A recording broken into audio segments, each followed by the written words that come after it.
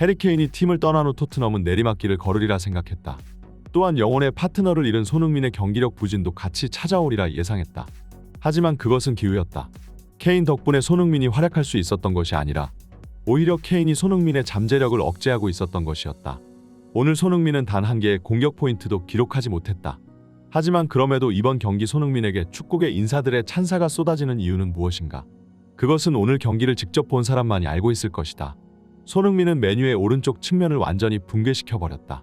8월 20일 토트넘의 홈구장에서 이번 라운드 최대의 빅매치가 열렸습니다. 개막전을 브렌트포드와의 아쉬운 무승부로 끝마친 토트넘과 판정 논란 끝에 울버햄튼을 간신히 1대0으로 승리한 맨체스터 유나이티드가 맞붙게 되었는데요. 많은 전문가들은 이번 경기 절대적인 메뉴의 우세를 점쳤습니다. 최근 1년간 메뉴는 확실히 토트넘보다 뛰어난 경기력을 보여줬고 결정적으로 토트넘에서 절대적인 비중을 차지하던 해리케인이 결국 바이에른 뮌헨으로 떠나버려 토트넘에게 크나큰 공백이 발생한 것이죠.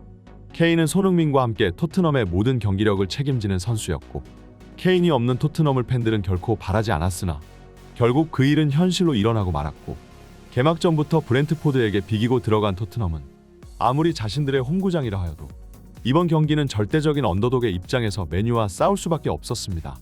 엔지 포스테코글루 감독은 이번 경기에서 4-2-3-1 포메이션을 꺼내들었는데요. 골키퍼 자리에는 새로 영입된 선수인 비카리오, 포백은 페드로 포로와 로메로, 반더벤과 우도지, 미드필더는 사르와 비수마, 메디슨, 공격진은 쿨루셉스키와 히샬리송 그리고 손흥민 선수가 출격하였습니다. 사실 프리시즌부터 최근 개막전까지 지켜본 토트넘 팬들은 포스테코글루의 손흥민 기용에 대해 의문을 품고는 했는데요. 손흥민은 유럽 최고의 오프더볼과 결정력을 가지고 있는 특급 골잡이이고 그런 만큼 공을 자주 만지고 있기보다는 동료의 패스를 받아 빈 공간을 찾아 뛰어들어가는 역할이 더욱 효과적이었습니다. 실제로 케인이 아래로 내려와서 공을 지킨 뒤 전방으로 향해 달려가는 손흥민에게 패스를 넣어주는 방식은 지금껏 토트넘의 수많은 득점을 책임져 왔는데요. 하지만 과거 누누와 무리뉴 그리고 콘테와 같이 역습 전술을 사용하던 감독과는 달리 포스테코글루 감독은 라인을 높게 끌어올리는 공격적인 전술을 사용했고 그만큼 손흥민은 상대의 열린 뒷공간보다 내려서 앉은 두 줄 수비 라인을 더 많이 맞닥뜨리게 되었습니다. 그동안 팬들은 손흥민의 온더볼, 즉 드리블과 탈압박 능력에 있어 프리미어 리그의 다른 선수들보다 상대적으로 떨어진다고 평가해왔기 때문에 왼쪽 측면에서 플레이 메이킹을 요구하는 포스테코글루와 감독과의 상성이 최악이라 생각했는데요. 하지만 이번 맨체스터 유나이티드전에서 손흥민은 또 다시 진화를 이루어냈습니다. 후방 빌드업과 강한 압박이라는 비슷한 전술 체계를 가지고 있는 양팀은 초반부터 굉장히 팽팽하게 맞섰는데요. 하지만 아직 새 감독의 전술에 완벽하게 적응하지 못한 토트넘은 지난 1년간 테나흐 감독의 전술이 몸에 익은 메뉴 선수들에게 조금씩 밀리기 시작했고 결국 경기 초반부터 위험천만한 골 찬스들을 상대에게 내주기 시작했습니다. 하지만 새로 영입된 골키퍼 비카리오의 신들린 선방 속에 그래도 0-0 스코어로 경기를 이어나갈 수 있었고 위기를 넘긴 토트넘은 흐름을 뒤집어 메뉴를 압박하기 시작했는데요. 그리고 그 중심에는 토트넘의 새로운 주장인 손흥민의 활약상이 있었습니다. 손흥민의 슈팅 능력과 골 결정력은 가히 유럽 최고라고 할 수 있고 그런 만큼 지금까지 팀에서 손흥민의 슈팅 비중은 굉장히 높았는데요. 하지만 더 이상 역할을 분담해 줄 수 있는 해리케인이라는 선수가 사라진 손흥민은 이번 경기 최대한 슈팅을 자제하며 측면 플레이메이킹에 힘쓰기 시작했습니다. 그리고 그 선택은 굉장히 효과적이었는데요. 메뉴의 수비수들은 손흥민의 양발 슈팅력을 두려워하며 손흥민이 동작을 취할 때마다 크게 액션을 취하며 막으러 나섰지만 오히려 손흥민은 이를 이용해 주변 동료들에게 더 위협적인 킬패스를 넣어준 것이죠. 그리고 손흥민의 활약 속의 흐름을 잡은 토트넘은 마침내 메뉴의 골망을 먼저 흔들고 말았습니다.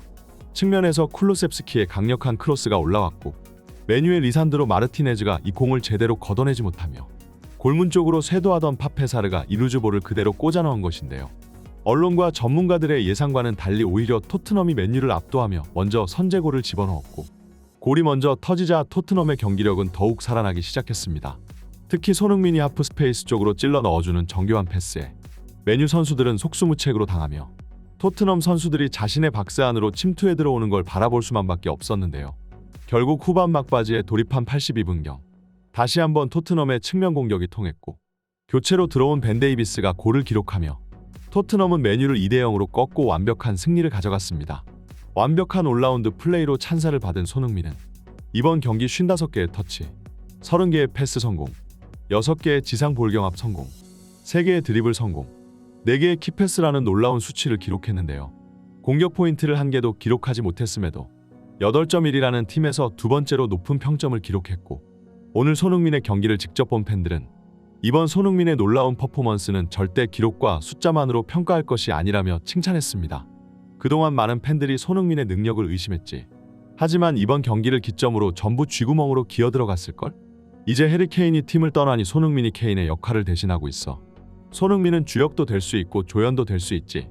오늘 손흥민은 슈팅을 최대한 자제한 채 동료 플레이어들의 능력을 살려줬어. 역시 포스테코글루 감독의 전술에 손흥민이 맞지 않는다는 건 헛소리야. 손흥민은 역습 상황에서만 뛰어난 게 아니야. 지공 상황에서도 충분히 리그탑급 활약을 펼칠 수 있는 선수지.